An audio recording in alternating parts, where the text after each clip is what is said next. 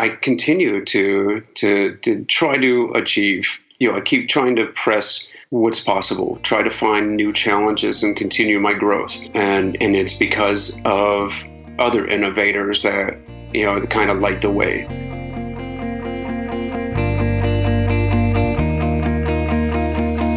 Hello, and welcome back to Seek the Joy podcast. Happy Seek the Joy Tuesday. I'm your host, Sydney Weiss, and on the podcast this week is Aaron Hale, 14-year veteran, military chef, Explosive Ordnance Disposal, E.O.D team leader, and the founder of Extraordinary Delights.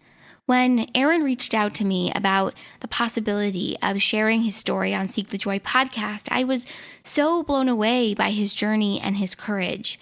I knew that without a doubt we had to have this conversation. We had to make this happen because despite everything that Aaron has been through, he has pushed past and embraced adversity, pursued his passions, and ultimately he's built and cultivated a life that he loves and that brings him joy. In this week's new episode, Aaron shares with us this incredible journey that he's been on, because after serving 14 years in both the Navy as a chef to the commander of the U.S. 6th Fleet and then going on to becoming an Army team leader in one of the military's most dangerous jobs, the Explosive Ordnance Disposal Unit, Aaron Hale was blinded by an IED. Not letting his injuries hold him back, he became an E.O.D instructor, motivational speaker, mountain climber, whitewater kayaker, and marathon runner. But 4 years later, tragedy struck again when he contracted bacterial meningitis, which robbed him of his hearing, leaving him not just 100% blind, but completely deaf as well. In this week's new episode, Aaron shares with us this journey and this story and what it was like facing this IED explosion that ultimately changed his life forever. And then making the decision to pick himself up and dust himself off and continue to choose and chase the best of what this life has to offer. We talk about launching and creating E.O.D fudge after overcoming bacterial meningitis and the inspiration behind his company and the kind of impact that he wants to have. We talk about the purpose, therapy, and joy that he's found through cooking and how he's really chosen healing through his joy. Plus, Aaron shares with us the power of resilience and mindset, what it means to really overcome adversity and embracing acceptance in the face of the unknown. We talk about his biggest dream and so much more. I am so happy that I had this conversation with Aaron and I left it feeling so inspired and motivated. And it reminded me so much too of the mission and the purpose behind Seek the Joy podcast. Today, Aaron is speaking and sharing his story. He's running marathons again, and he's a proud husband and father of an 8-year-old son and 2 identical boys. And he's running this thriving chocolate company with his wife, Michaela, Extraordinary Delights. I am so excited to share this episode with you guys, and I cannot wait to hear what you think. You are such an important part of this conversation. So make sure to join us on Instagram, Facebook, Twitter. We are at Seek the Joy Podcast everywhere, and you guys know what to do. Subscribe to Seek the Joy Podcast on Apple Podcasts or wherever it is that you listen to podcasts. Leave us a rating and review and share this episode with your friends or anyone that's ready to feel inspired. All right, guys, that's it. Let's dive into this week's new episode with Aaron Hale of Extraordinary Delights. Let's start at the beginning, maybe before Extraordinary Delights, before your handcrafted fudge and everything you're doing. Where did your story begin, Aaron? Well, it really starts in school. When I was a kid. I was born with a very common human handicap, which was natural ability to, having enough natural ability not to really have to put a whole lot of effort into most things, just to be above average. Yeah. And I see it as a handicap because, when you have natural ability, so many times we rely on that, and then all of a sudden our peers pass us by, and that's exactly what happened in elementary, middle school, high school. I was on the sports teams. I did pretty well in school, and then all of a sudden one day, everybody was passing me by because I wasn't trying. I didn't really have a whole lot of direction or ambition. I got to college. I gained like 50 pounds. I got, that's the thing, right? Freshman 50. Yeah. Change it to 50 from 15 for sure. Right. So I had to find my direction. After 3 semesters of just goofing off, I decided I needed to take more action and take charge of my life. So I joined the Navy, and I'd been cooking since I could reach over the counter. So I decided to be a chef in the Navy. I'd get my GI Bill, do 4 years, and get out, and I'd go to culinary school, and I had a plan. And then 8 years later, I'm still in the Navy, and I was loving it. I'd found a purpose. I found my patriotism and direction, discipline, and I was loving it.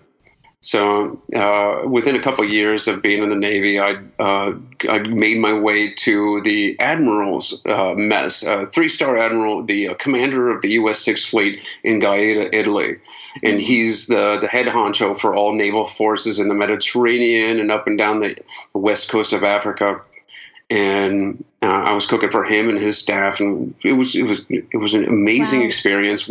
We were home ported in Gaeta, Italy, which means when we're in port and we're not working normal business hours, the Admiral would go home at 4:00. I never had to make dinner in port, so I'd make breakfast and lunch, hang on my uniform, and become an Italian for the rest of the day. It was awesome. What a cool experience! Yeah. So I got to immerse myself in culture, travel around Europe and the Mediterranean, both on and off duty. But then around 2004, it was time to head back to the United States, and both wars were in full swing. Mm-hmm. And I decided I wanted to do something a little more direct. So I volunteered to deploy as a Navy cook to Afghanistan. And I found myself running an Army chow hall for, instead of, the Admiral and 25 or 30 of his staff, to now cooking for NATO forces of 500 and 600. So it was a big change. It was a big difference. Oh, and funny enough, coincidentally, on our base, there was a few platoons of Italian Special Forces. So I got to speak my lingo. I got to speak the Italian I learned all the way in Afghanistan. But that's when I met some E.O.D technicians, Explosive Ordnance Disposal. And that's the military's bomb squad. And it didn't take me long to figure out that this is what I was meant to do. The tight-knit community, the first responders on our battlefield that take those explosive hazards like unexploded ordnance on the battlefield, buried landmines, the IEDs, car bombs, all that kind of stuff. Everything from bullets to nuclear weapons, we were the first responders. And that's what I wanted to do. The only problem was the Navy liked me as a cook too much and said I could not switch to E.O.D. So my contract was up, and I did not re-enlist. I walked over to the Army recruiter. I showed him my paperwork, and I went from a petty officer to a sergeant. Wow. And then I trained to be a bomb technician. And soon enough, I found myself deployed to Iraq. And then almost a year later, I deployed again to Afghanistan. This time in 2011, I was a team leader, and Army E.O.D teams are usually 3-person teams, and I was taking those explosives off the battlefield. In November of 2011, I was 8 months into the deployment, and I'd just gotten back from my 2 weeks of R&R vacation back home. I'd gotten to see my son, Cameron, turn 1. I got to spend Thanksgiving with the family, which has always been one of my most special, my favorite holidays. And then I was right back out on the battlefield to finish my deployment. And still with the luggage in the back of the truck, the team truck, my team was driving me from the airfield, and we were heading back out to our area of operation when a IED was found on the side of the road. So the convoy commander, set up a security position, and we got to work. I sent the robot out, and the robot found what we found most of the time in Afghanistan was a simple oil jug, like vegetable oil you would find in your kitchen, but it was full of homemade explosives.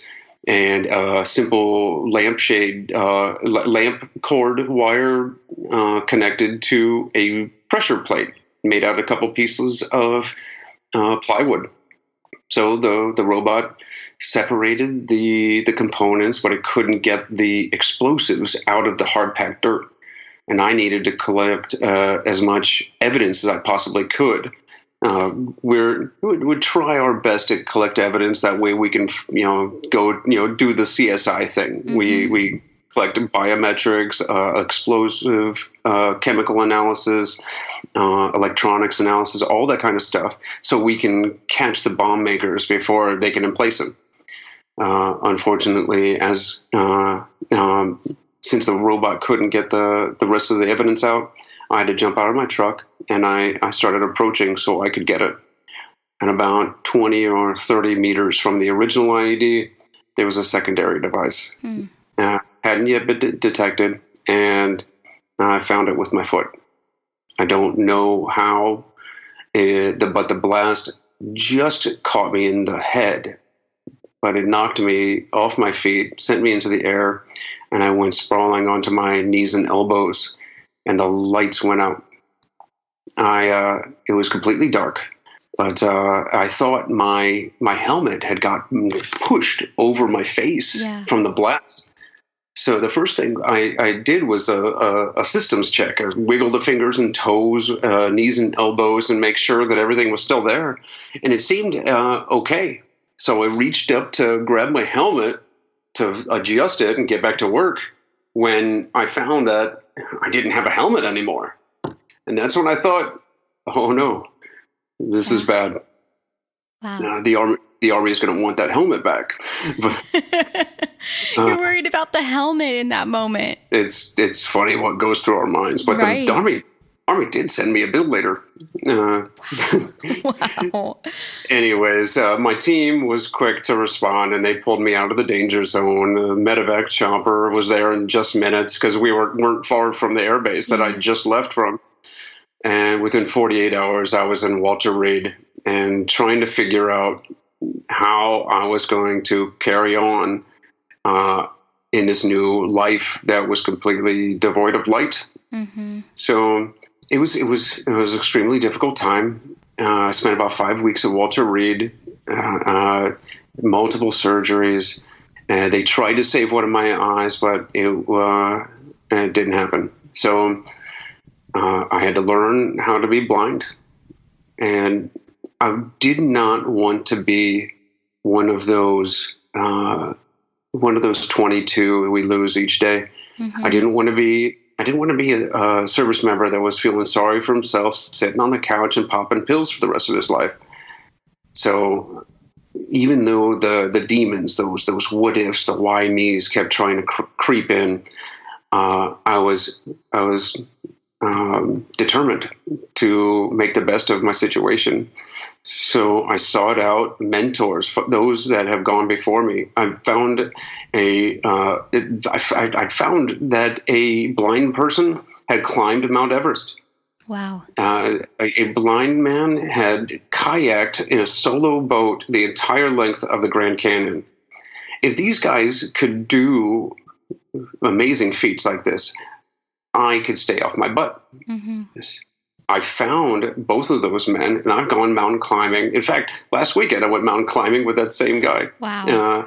I've gone whitewater kayaking with Lonnie Bedwell, and I continue to try to achieve. I keep trying to press what's possible, try to find new challenges and continue my growth. And it's because of other innovators that, that kind of light the way. So, as kind of a side effect of getting ready for mountain climbing and staying fit, I began running. And before I knew it, I was running. I was signed up, actually registered for 4 marathons in 4 months before I'd run my first one. Wow! And in 2015, I ran the Boston Marathon. So, I mean, I was flying pretty high. I was feeling great about my situation. I was actually very happy. It turns out, it was my disability that was the catalyst for hard work, and it got me beyond just average, getting by, to finding new potential in myself. But summer of 2015, I was knocked to the mat again.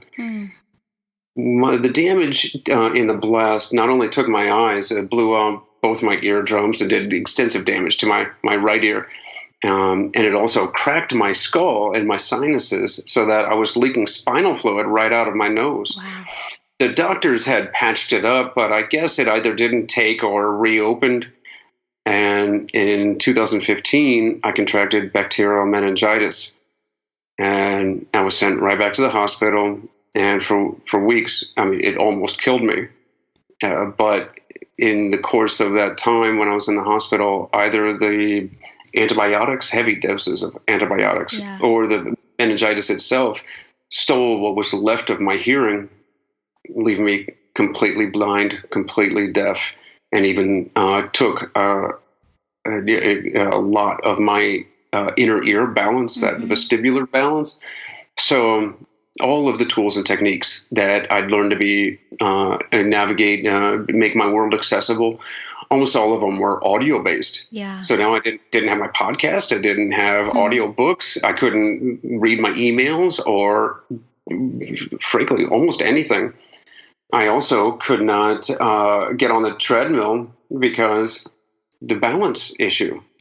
I was actually using the trekking poles that I use in the mountains to just get to my mailbox and back. And that was an exhausting exercise. Yeah. So again, the demons try to get in, the what ifs, the why me's, and that feeling like, when have I paid my dues? When is it the next guy's turn? Again, like I'm not really written that way. I'm not programmed that way. Plus, I have the most amazing family. My mom, my sister came to nurse me back to health. My girlfriend at the time, who is now my wife, was there every minute. Because I couldn't see or hear, there was no way for me to communicate with anybody. So she was writing every letter of every word into the palm of my hand, of everything she had to say. It was incredibly tedious, incredibly frustrating. But that was the only way I could get a message in. Yeah. So I did what anybody in my situation would do. I started a chocolate company. Well, I mean, before we even get to the chocolate company, I want to rewind a little bit, because through every stage and phase of this journey, you've picked yourself back up. You've fought against those demons, as you refer to them, that those words and those feelings and that come into your head of why me, and I don't want to keep doing this. And you didn't want to be that person who just, sat on the couch and didn't do anything with their lives. I can imagine it required like a level of acceptance and embracing the new life that you had to live, whether it was losing your eyesight or your hearing. How did you step in to that level of acceptance and just say, all right, this is me now. This is what I'm going to do? Well, Sydney, frankly, the alternative just was not attractive at all. Yeah.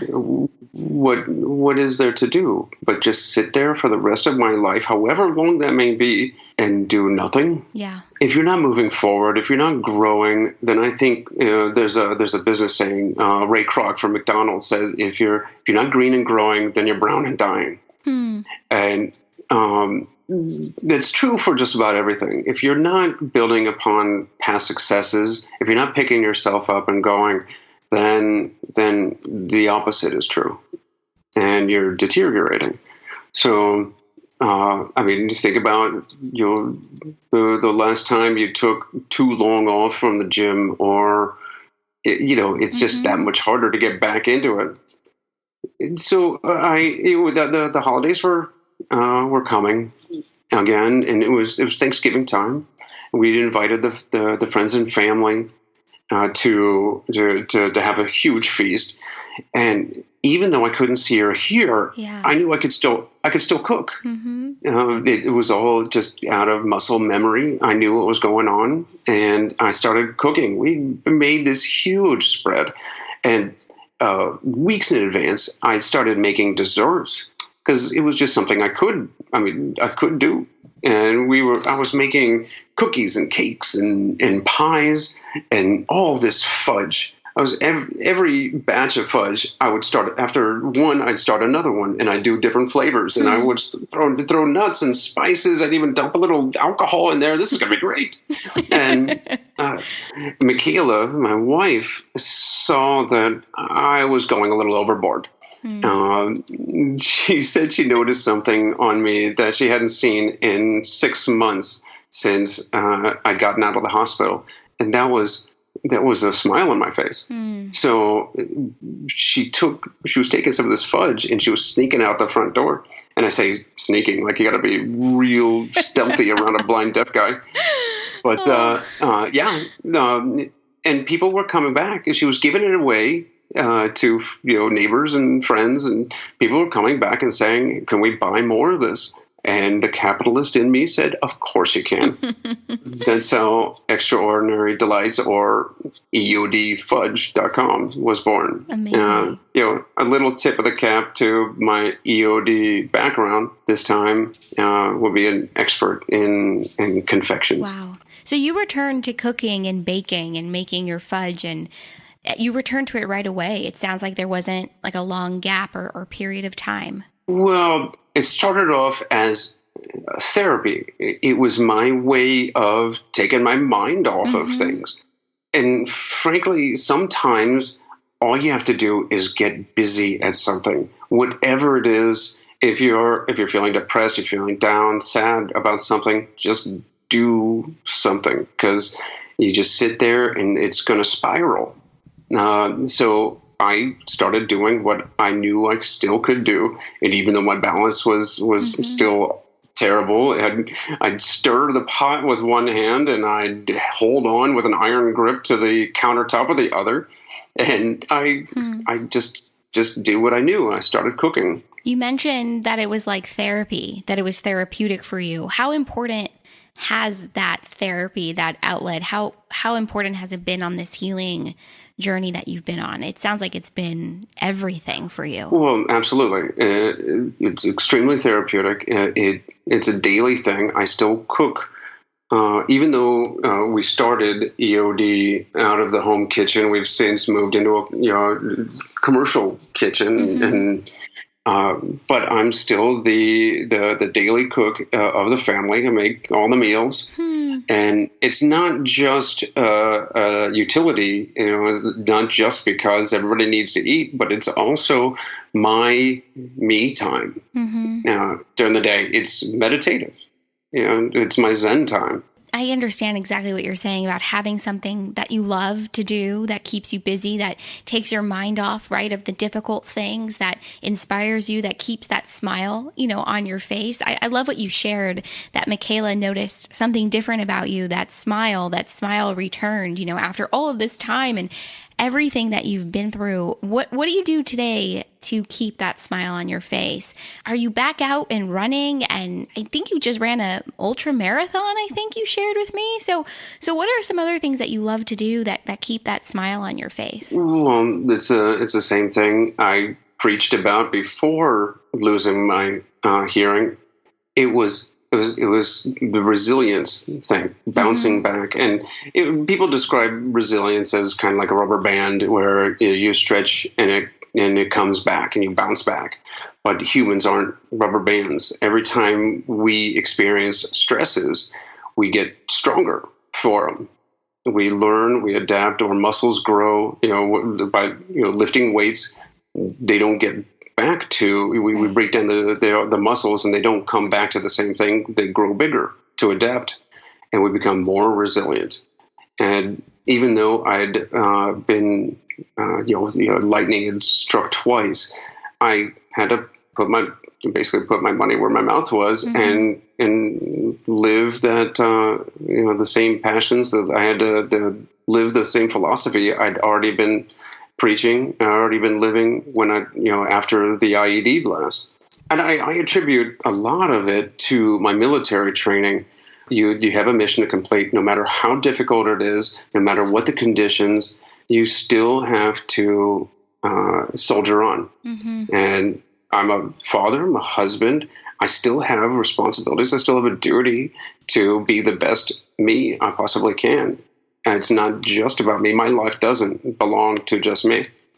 So I can't use the excuse, and I can't sit back and stop and give up. All right, guys, taking a brief break from this week's new episode to talk to you about something I'm really excited about and I'm really loving, which is our Seek the Joy Guide to Podcasting and our Seek the Joy Guide to Pitching Guests. I have been so overwhelmed and blown away by not only the response to both guides, but what you guys have already shared with me about the impact that they're having on your podcasting journey. And my whole mission and focus with both guides is to really help you get your message off the ground and into the ears of the people that really need to hear it the most. And so I am just so excited to finally launch and share both of these guides and to see them in action as you begin to develop and grow and launch a podcast of your dreams. So head on over to seekthejoypodcast.com/seekthejoyguides to check them out, or hit that link in the show notes. It'll take you right there. And I'm excited to see where you go with this podcasting journey. All right, guys, without further ado, let's head back to this week's new episode.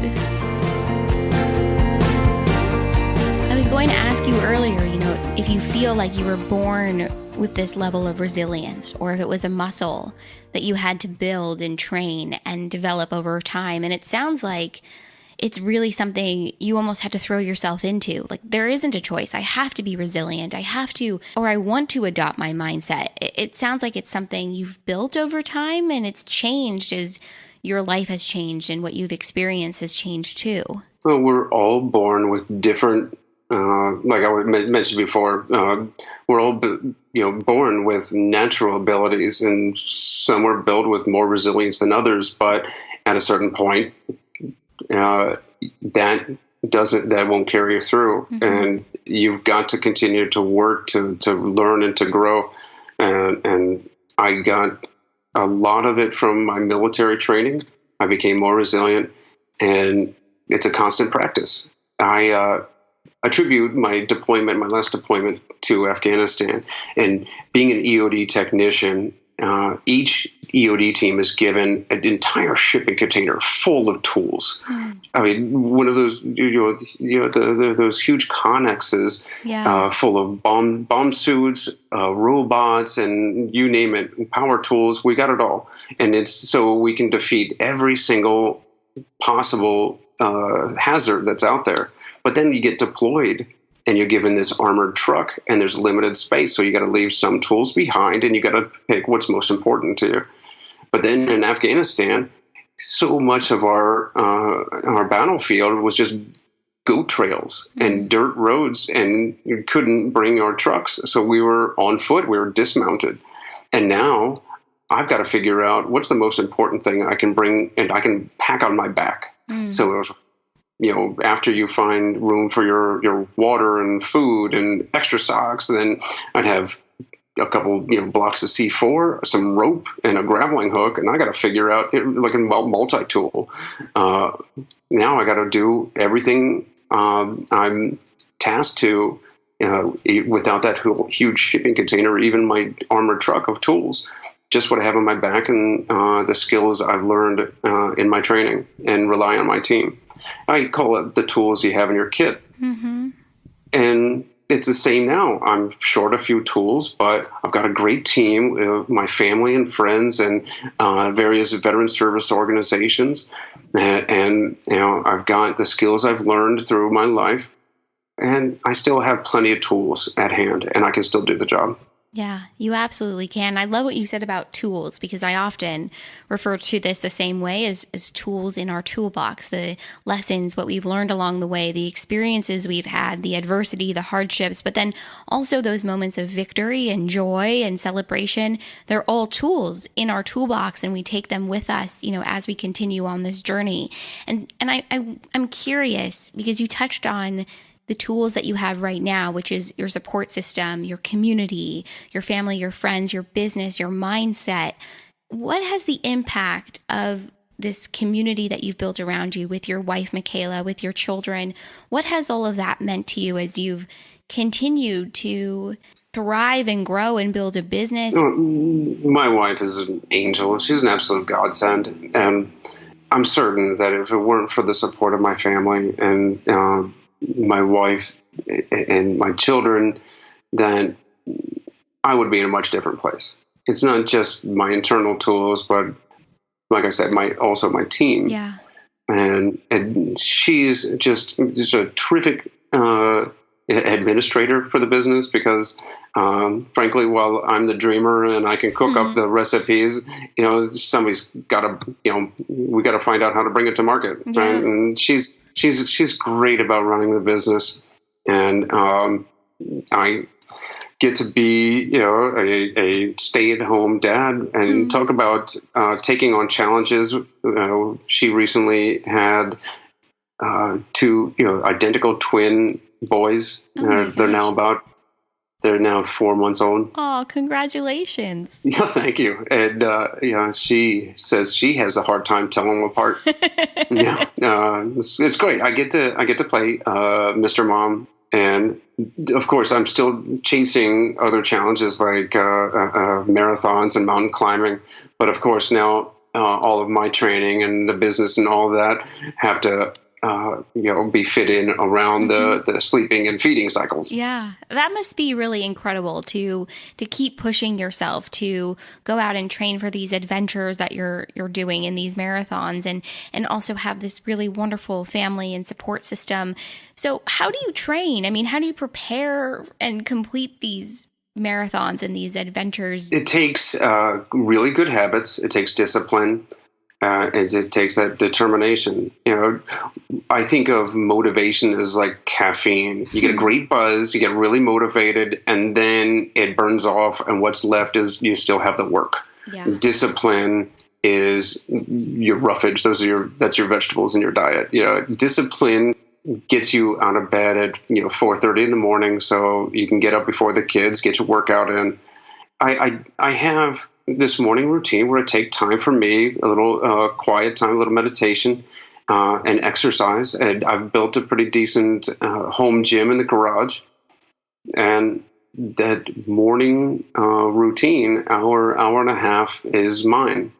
I set, after I've exercises, I set a little time to read, to write, and I jot down my goals. And if you journal, if you set goals and you're looking at your goals every day, then that stays in the forefront of your brain, and things just get done so much better when you're constantly, when you've always got your goals in mind. Yeah. But if you don't have your goals set, if you don't know what's going to happen from day to day, then your inbox becomes a to-do list where everybody else gets a vote. And then you get distracted, and all of a sudden the day's over. So I set goals. For example, running a marathon. I've got one coming up in December. And even though putting 1 hour, piecing one whole hour together for a treadmill time is difficult with the babies, you got to make it work. Mm-hmm. I think your journey is definitely a testament in many ways to the power of mindset and the power to adopting a mindset works in your favor, that pushes you. I love what you shared about motivation, about how it's like caffeine, but then you really need to choose, activities or goals or just how you think or how you talk to yourself as a way to continue to meet those markers you've set for yourself, or to meet those goals that you have, or to keep you in that positive mindset. If there's anyone that's listening to this and is, no doubt inspired by you and what you've been sharing and your journey, what would you say about the power of mindset in your life, but also for someone who wants to overcome obstacles in their own life and really adopt this mindset that you've adopted for yourself? Well, thank you. I think setting those goals, setting big, hairy, audacious goals is important. But then you got to break it down into manageable pieces. And as soon as you do that, you've got an order of business for the day. You know how people say that you can be your own worst critic. Mm-hmm. You can also forgive yourself way too easily for not accomplishing goals. Mm. And so if you set those goals and you do them every day, and if you set something, you promise yourself you're going to do the same thing, one thing for the next 30 days, it becomes a habit, and then it's easier. Nothing in this world really does become easier. We just get better at it. I love that. We just get better at it. I think that makes a lot of sense, because as you keep working on something, as you push yourself, as you continue to learn a craft or a skill, or just push yourself to put yourself out there in a new or different way, you just get better at doing the things that you love and that you want to do. And it becomes a little less scary too. I think the more you practice at it and, put yourself out there. Well, just like another Sydney, I forgot his name. Anyways, another great speaker said it's the confidence. Mm-hmm. The more competent you become at something, the more confident you are, and the more efficient you become, and the better at it, and the more tasks you can take on. You just got to work at it. Yeah. And speaking of competence and confidence, I mean, you've been cooking, right, your whole life, and what a journey this is taking you on, being in the kitchen and now being in your own kitchen and crafting extraordinary delights and your fudge. And what is the best part about running your business, about having this business, about being in the kitchen and crafting these treats? I mean, what's the best part about it? What have you loved the most? There's a creative gene, in our family. My brother, my mom, and a few others are terrific artists, and most of them were the visual arts, painting, sketching, and whatnot.